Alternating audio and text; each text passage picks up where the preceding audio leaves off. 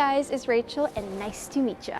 I'm actually here at an eerie location, which is Simon Fraser University, which I'm kind of loving because it makes such a great backdrop for today's video. Because today, I'll be sharing the 10 things that you need to look out for before studying in Canada. Besides my makeup, coming to Canada can be scary, but it's not too scary when I'm here to share some treats of information that you can use to avoid making certain mistakes before you get here. And by the way, all the tips that I'll be sharing begin with the letter P as tribute to my Puddin. So without further ado, let's begin. Tip number 1, put some money aside. Guys, this is the most important factor that you should consider before studying in Canada. You should ask yourself, do I have enough money to cover for my tuition cost, living expenses, and other miscellaneous fees while studying in Canada? The average tuition cost per year is 18,000 Canadian dollars, whereas the average cost of living per year is approximately 13,000 Canadian dollars. I mean, according to my math, papupipap, that's a whopping 31,000 Canadian dollars in your first year, and this number doubles if you have to study a 2-year program or more. And I am aware that while we can get away with less, it's better to have enough money readily available and on hand before beginning your journey. Because the last thing that I want for you is to get into a financial pickle, such as working more than 20 hours per week off campus, which is not permitted, or stopping studies after realizing that you can't pay for your tuition fees, which is a breach of your study permit conditions. And worst of all, working under the table, which is illegal and abusive to you. And I want to be clear that all the points that I've just mentioned are all breaches of your study permit conditions, which could lead to drastic consequences such as being forced to leave Canada. And aside from this, the reason why I encourage you to have enough money before beginning your journey is because I want you to be comfortable.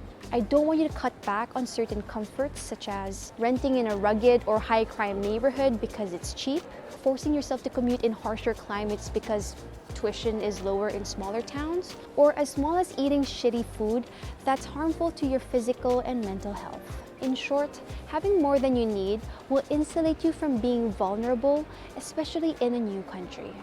Now, second is all about proper timing. Do you know the saying, time is money? Well, timing is probably the most overlooked and highly underrated aspect in preparing to study in Canada.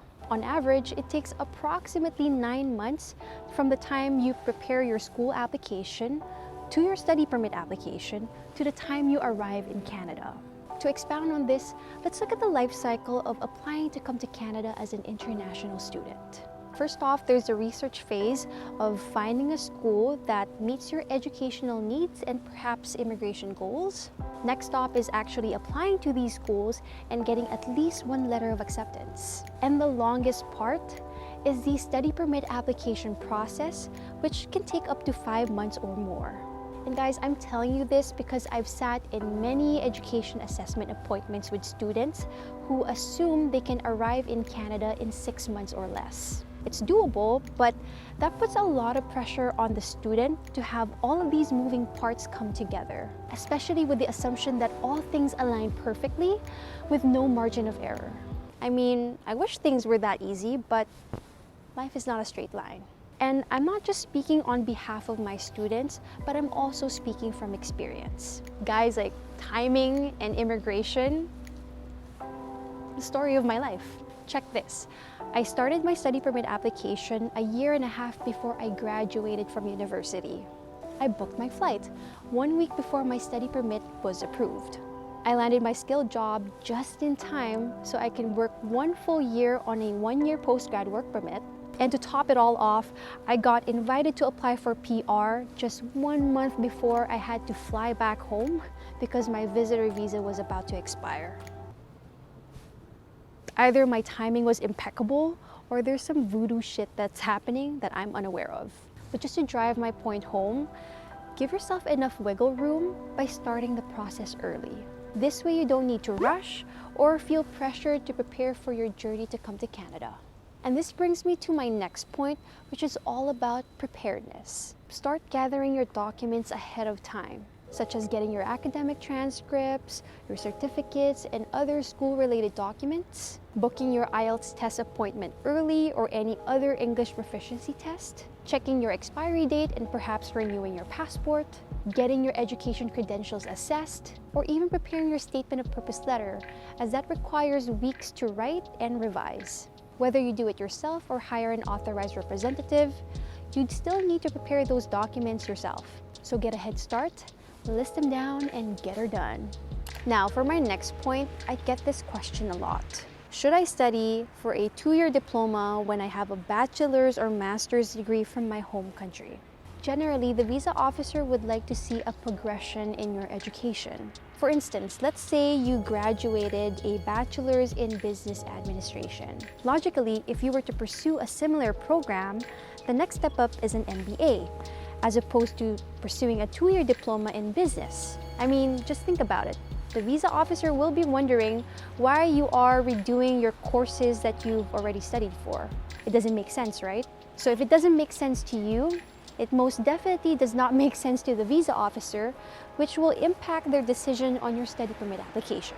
However, it is possible for applicants to pursue a 2-year program that is unrelated to the program they studied.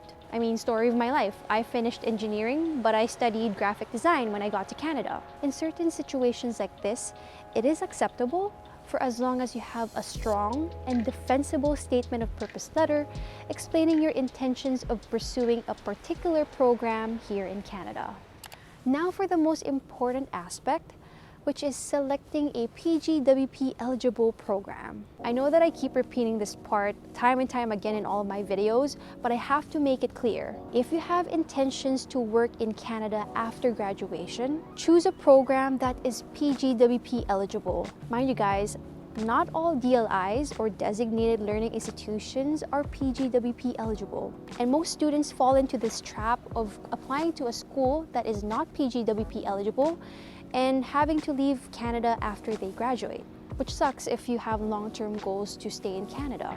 I've actually helped a couple students transfer out of these schools into a PGWP eligible program because they weren't informed. And the transfer process is tricky as it requires meeting the program entry requirements for the new school, applying and hoping there's a seat available for you, not to mention your transition from the old to the new school must be impeccable, meaning not too short where you're scrambling to jump ship, and also not too long as you may breach your initial study permit conditions. Yeah, it's a delicate balance, but it can be avoided if you choose the right program from the get-go. Now, I did mention that I'll be sharing 10 things to look out for before studying in Canada, but joke's on you because that was my trick. But don't worry, I do have a special treat for you because my good old friend Puddin, Max, will be sharing the other half of this video on his channel. So you don't want to miss out on what he has to say, and moreover, what he looks like, by hopping on to his channel to watch that video. But anyway, that's it. That's all I have for today. If you want to give me a treat for my efforts, liking, commenting, and subscribing on my channel would definitely make my night. Thanks again for watching. Be safe and be kind. And as always, I'll see you in the next video. Cheers.